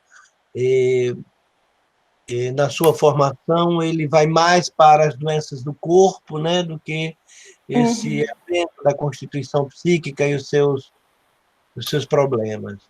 Bom, Exatamente. eu vou começar a ler 2 aqui, que eu acho que já dá margem para você falar e abrir para as pessoas. A Elisa Souto, eu acho que quando você estava falando lá do Winnicott, pergunta, seria a tendência ao gesto espontâneo winnicottiano em busca da interação com o outro? E a Eda deixou uma pergunta, teve que sair, porque ela tem uma live agora, e ela pergunta, se o bebê tem a intenção de comunicação com seu cuidador desde o útero, como a psicanálise descreve como um pedaço de carne onde o sujeito ali há de vir? Ela diz, não entendo, minha leitura de psicanálise é pouca para isso. Então, podia começar com essas 2. Eu penso que a psicanálise evoluiu bastante também, né? Há algum tempo atrás, bastante tempo atrás, a psicanálise, ela entendia que a psicanálise era realizada com o adulto, porque com o bebê o inconsciente não estava formado. Então, provavelmente que é uma leitura, talvez, de psicanalista da época em que nem existia psicanálise com crianças, né? Então, foi algo que foi surgindo com o tempo e que foi criando com todo um manejo diferenciado, né? Assim, como uma forma de prevenção. Hoje, a psicanálise vem como uma forma de prevenção, quando se trabalha com os bebês. A segunda pergunta cortou, a primeira, na verdade, né? Eu não escutei direito. O senhor poderia repetir? Se ela ainda estiver aí, podia esclarecer, porque eu entendi bem quando foi no contexto da sua fala. Agora, retirada do contexto é mais difícil. Elisa, entendi. Fique à vontade, eu não estou vendo por aqui. Deixa eu ver se ela está aqui. Elisa... Acho que a Elisa teve que sair, então nós podemos passar para uma outra pergunta. A Silvana Barros, né, que é psicanalista, dá boa noite. Ela diz, compreendo que inicialmente para o bebê, a mãe são os cheiros, a voz, o tato, né, tudo que pode ser captado, percebido pelo bebê, mesmo ainda no útero, pode deixar marcas psíquicas. A mãe será todo esse ambiente, pedaços, vozes, cheiros de mãe, inclusive uma dor que o bebê pode sentir e a forma como é consolado, cuidado, vão compor o que o bebê internalizará como mãe. E ela completa: o bebê da época da mãe vivia muito em função do cuidado materno. Hoje, no nosso arranjo social, os pais, babás, avós cuidam bem mais do bebê desde o início. Nesses filmes, você tem visto mais papais nessa função materna fazendo manhês? Uma pergunta. É muito relativo. Os pais aqui na França, eles são muito participativos, né? Mas eu acho que o ponto principal e fundamental é a gente entender que o bebê também é ativo, né? Porque, assim, se a gente coloca que o bebê é ativo, a gente tira também da mãe essa responsabilidade extrema e primordial, né? Então, assim, é como uma ópera, sabe? Quando você vai para a ópera, que tem lá o maestro, ele faz os sinais, né, com o corpo, para poder mostrar o que cada integrante vai participar. É assim a relação mãe-bebê, né? Então, um vai dando o ritmo para o outro, mas o bebê faz parte dele, ele ser ativo. O que tira muito desse erro antes da psicanálise, de achar que tudo vinha da causa das mães. Então, eu acho que isso é importante, que esse cheiro, esse olhar, ele é muito significativo, mas o bebê também participa, né? A criança participa. A criança também, ela vai organizar e gerenciar essa relação. Quantas vezes os pais dizem, eu não queria fazer isso, mas eu estou sendo obrigada. Né? Então, assim, essa participação desde o bebê, né, de ser ativo, acho que isso é um ponto fundamental para a gente entender, né? Principalmente para poder acolher essa mãe e esse pai. A Renata Guetti, eu acho que quando você estava falando do mamanhês, da prosódia, que os bebês preferem, né, que as mães falem com ele nessa linguagem tão, tão afetiva, né?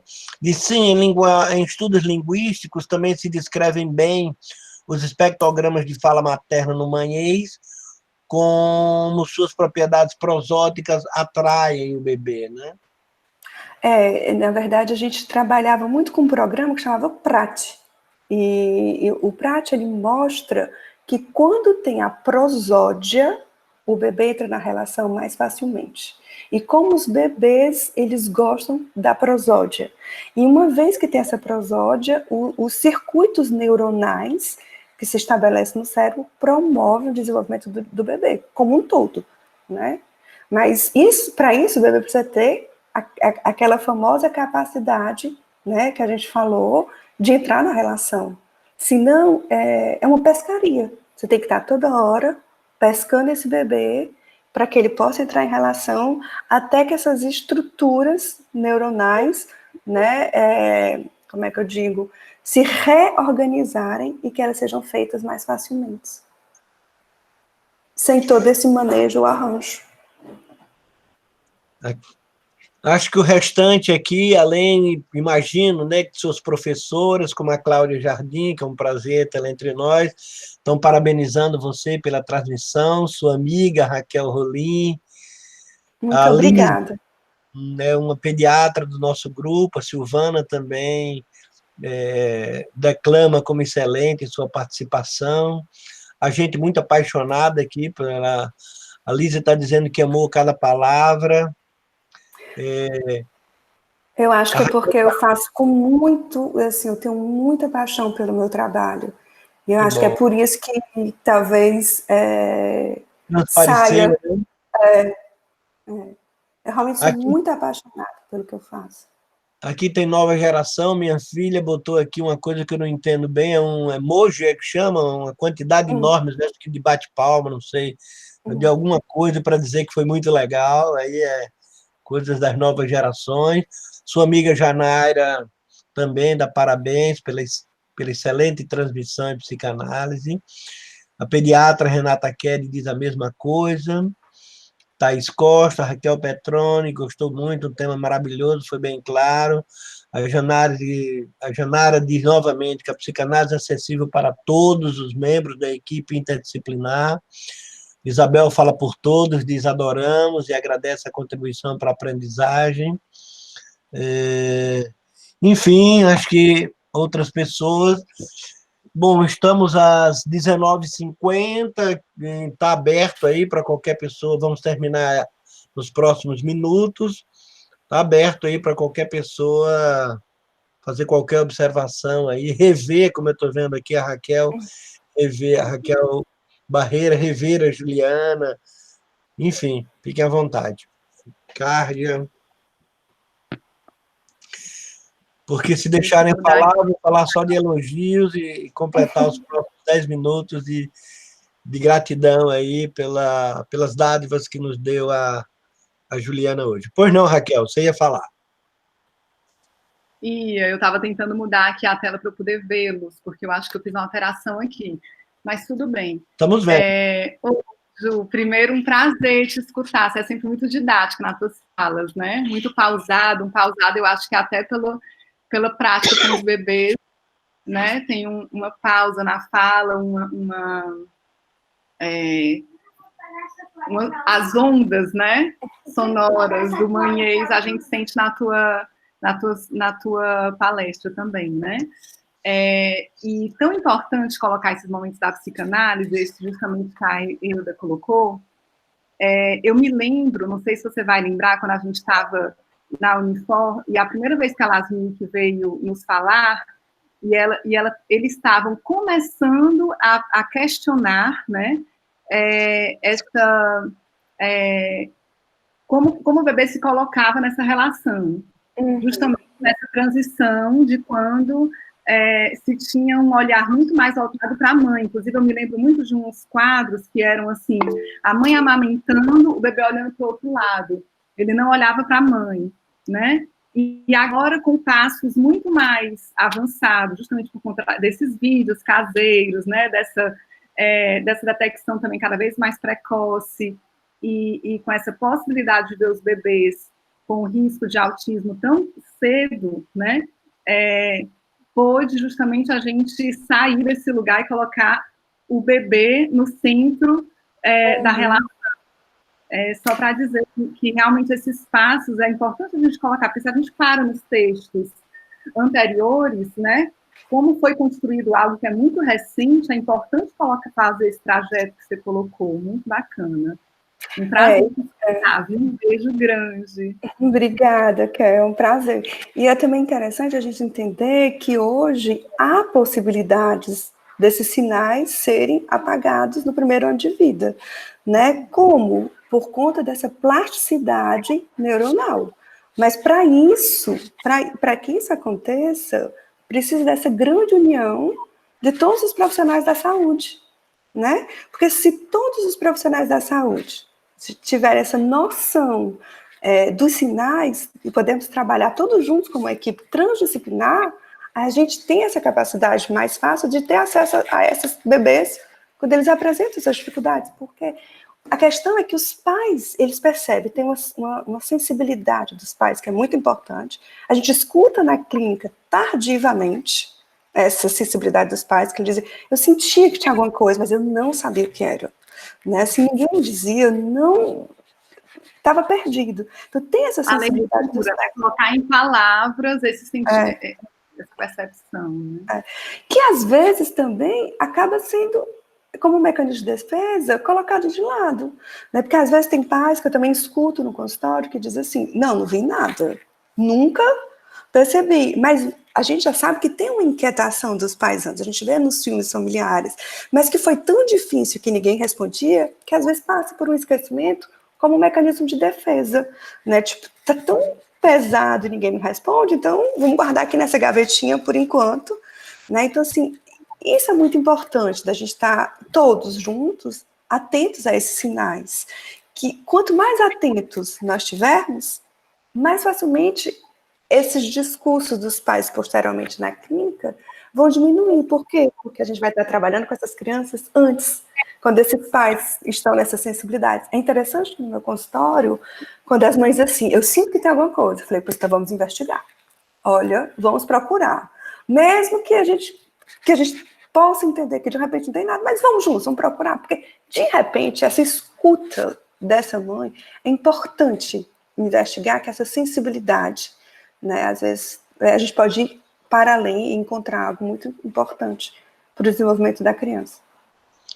E o outro lado da psicanálise é que essa tendência atual coloca o bebê como ativo, então tira total essa responsabilidade dos pais, que seria plena, né?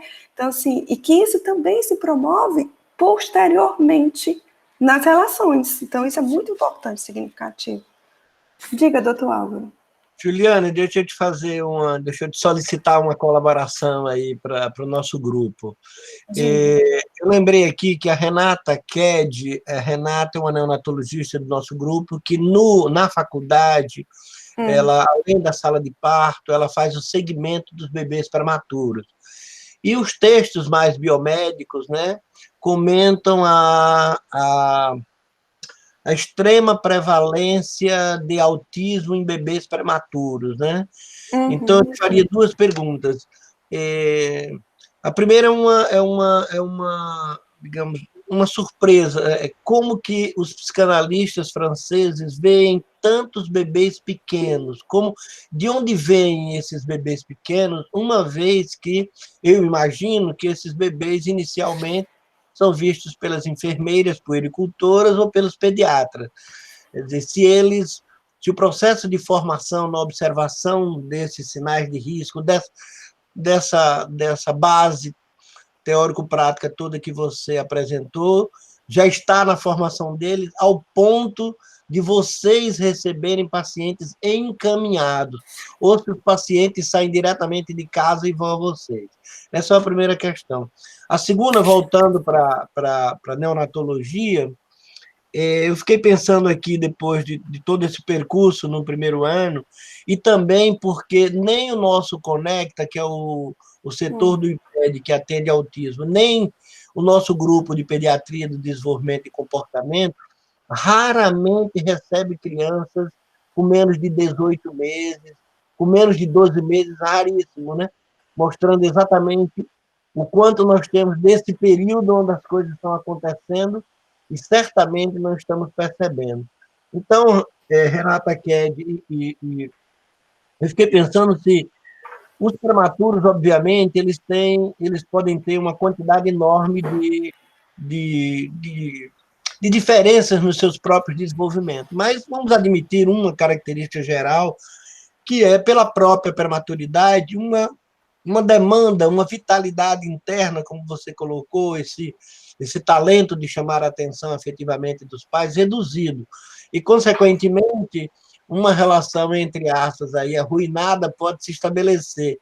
Então, se na tua experiência essa maior incidência de autismo em bebês prematuros se deve menos, entre aspas, a uma causa, ou enfim, a uma rede de causalidade ou de determinantes biológicos, né? Ou se deve, por exemplo, a essas questões interacionais? Normalmente as questões interacionais, né? Assim, a gente não tem uma relação, não sei se não tem pesquisa ainda suficiente para dar essa resposta, ou se porque também não tem, é uma questão, mas a gente não tem essa relação entre a prematuridade e o autismo. A prematuridade, às vezes, apresenta aspectos neuronais, às vezes de outros tipos, mas não nessa... Existem crianças prematuras que são autistas, mas não por elas serem prematuras. Eu acho que seria isso que eu queria explicar. Pode ser que tenha alguma relação, e se tiver, eu acho que não teve ainda nenhuma pesquisa que possa ter provado, né? Posso só falar uma coisa? Isso que ele está falando, sou eu, a Renata, que estava comentando. Existem algumas pesquisas que trabalham a questão...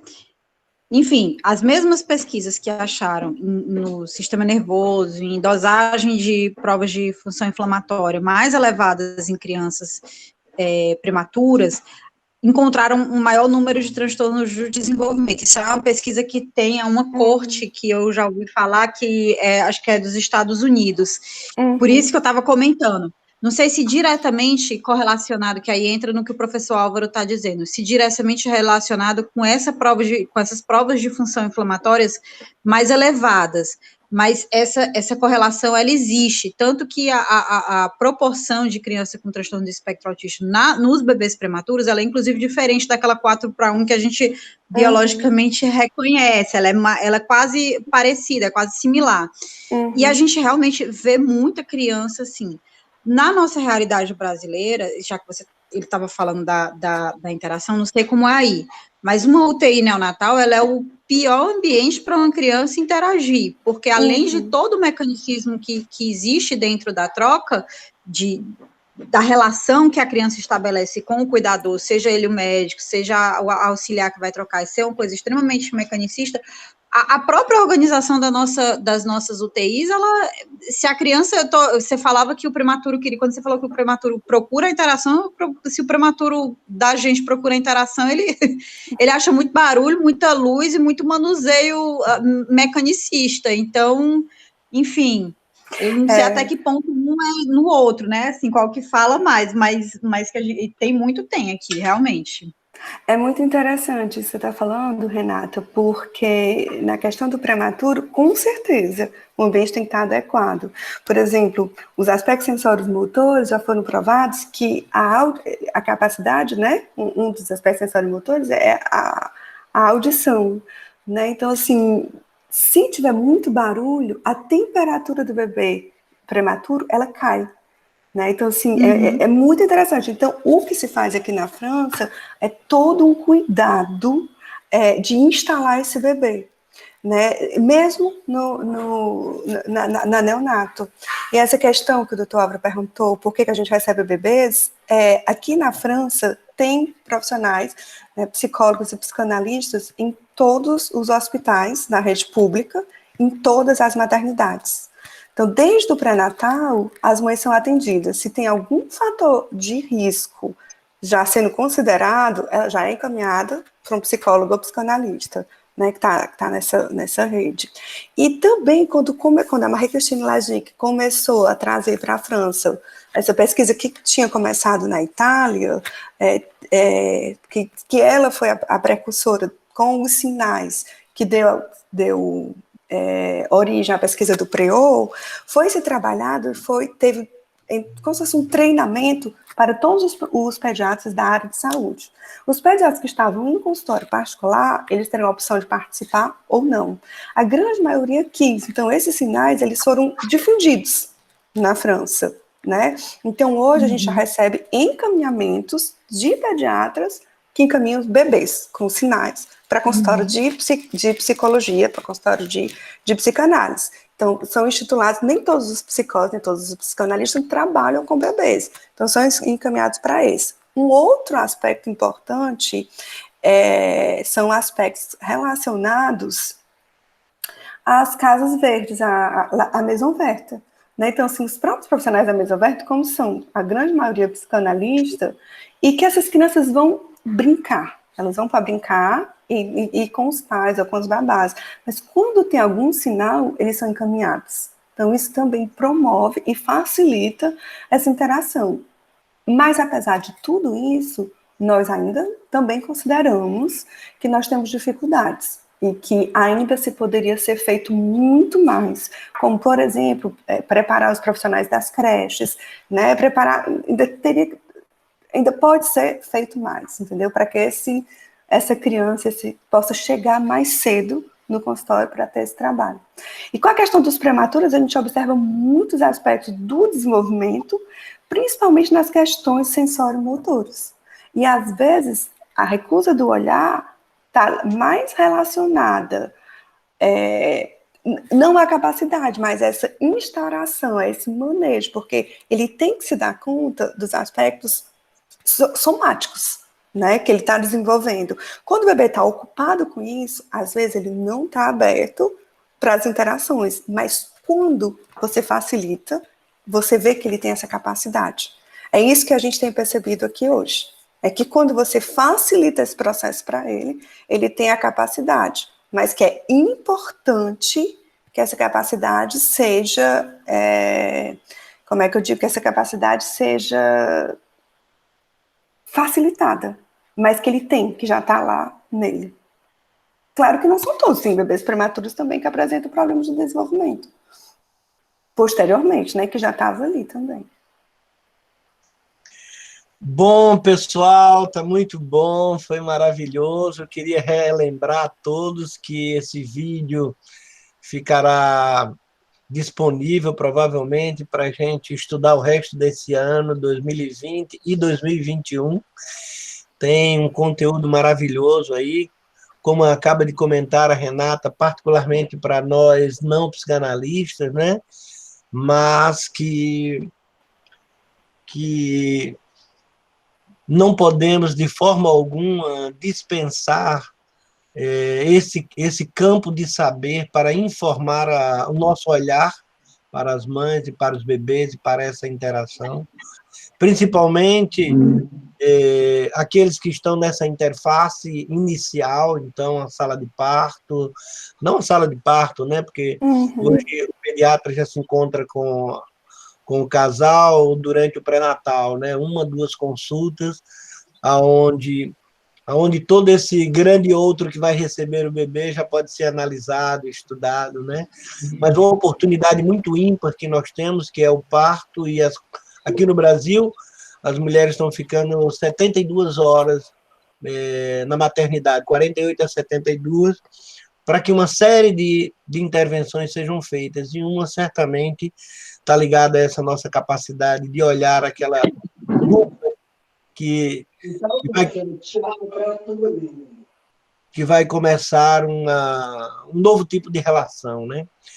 Então, Juliana, queria te agradecer muito, viu? Acho que foi a Renata Bruno estava chamando a atenção, foi a nossa live, né? Não sei se é live, enfim, foi o nosso evento com o maior número de pessoas, né? Nós todos estamos muito satisfeitos e queria novamente agradecer a todo mundo que veio, aos seus amigos aí, e, enfim, deixa eu ver mais alguma coisa, se alguém disse mais alguma coisa. Ok, muitos agradecimentos. Eu que Renata... agradeço, e eu fico à disposição para que a gente possa continuar essa troca de ideias entre a França e o Brasil. Ok. Janara já está... Eu queria só fazer uma fala rápida, né? Assim, que eu fiquei pensando, as maternidades daqui são muito barulhentas, né? Como a Renata tinha falado.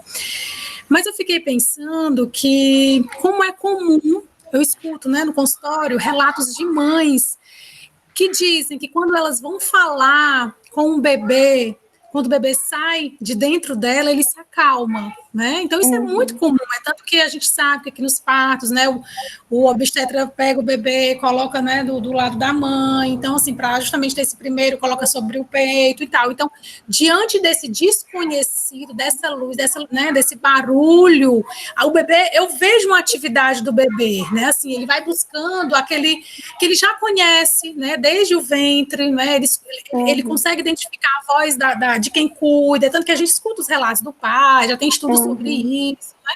Então, eu vejo essa atividade que a Françoise Doutor, ela estudou, né? Tanto que ela fala da castração umbilical, né? Enquanto Freud vai falar lá da oralidade, tudo, ela já antecipa isso, né? E ela vai falar dessa castração umbilical, que é algo que a gente precisa se atentar nesse desenvolvimento e nesse desenvolvimento infantil e nessa constituição subjetiva, né?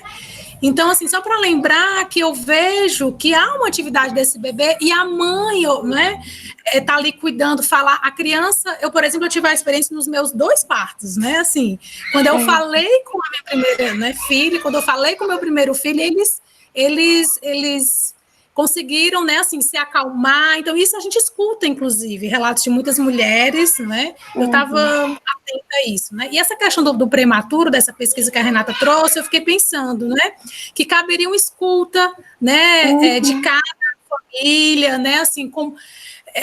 não é à toa uma mulher ter um bebê prematuro. Então, a gente já começa por aí, né? Então, assim, psicanaliticamente falando, né? Então, não é à toa. Então, como é que é para essa mulher, para essa família, né?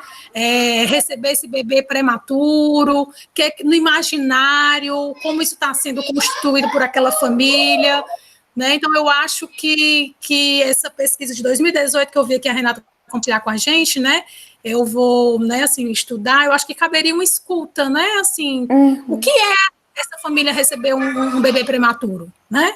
Então, e eu queria compartilhar aqui rapidamente com vocês, tá? Com prazer esse momento, né, como IPRED, tem muitas pessoas da Unifor, e aí foi um prazer revê-los. E aí, né, Juliana, vamos continuar aí essa parceria França-Brasil, né? Seria um grande prazer. Um abraço, Para mim doutor Álvaro. também, para mim também. Eu vou deixar, então, a Renata Bruno fazer a fala final aí, em nome de todos nós aí do IPRED e da UFC. E também da Unifor. Estão me ouvindo? Sim. Estamos. Professor? Juliana, muito obrigada, querida. Foi realmente maravilhoso estar aqui com você hoje. Eu acho que a parte mais gostosa de saber que os nossos bebês, desde o útero, já podem estar buscando o relacionamento com os pais, e eu acho que a gente tem que investir o quanto antes nos nossos pequenos. Muito obrigada pela sua fala hoje, obrigada a todos que estiveram aqui. Lembrando que o nosso PDC, ele sempre faz esses encontros às quintas-feiras, então estão todos convidados para estar aqui com a gente, tá? A gente sempre manda o link. E, Juliana, muito obrigada. Eu espero que seja o começo de uma parceria que a gente possa caminhar ainda muito juntos. Você aqui do nosso lado do PDC vai só acrescentar, vai ser muito bom. Muito obrigada. Olha, para trabalhar com os bebês, eu vou até do outro lado do oceano. Vamos combinar os encontros. Maravilha. Maravilha. É só o coronavírus deixar. Mas enquanto Gente, isso, estamos aqui online. Uma das coisas que nós aprendemos agora com esse tempo foi que é muito difícil se despedir online, né? Vamos então nos despedindo, gente. Um grande abraço. Boa noite a todos. Muito obrigada. Boa noite. Diana, vai dormir, que aí já é. A tua rede, viu, Renata? Oi? 1h10. Limpa essa rede, investe na aula deitada nessa redinha, Renata. Gente, foi necessário. Minha filha estava na pracinha, eu tinha que ficar aqui na Gente, varanda. vamos deixar a Juliana dormir, que amanhã ela tem trabalho. Boa noite, Até gente. breve. Obrigada. Boa noite para vocês. Tchau. Canara, Raquel, gente. Um Grande beijo para todos. Tchau. Muito obrigada. Tchau, obrigada.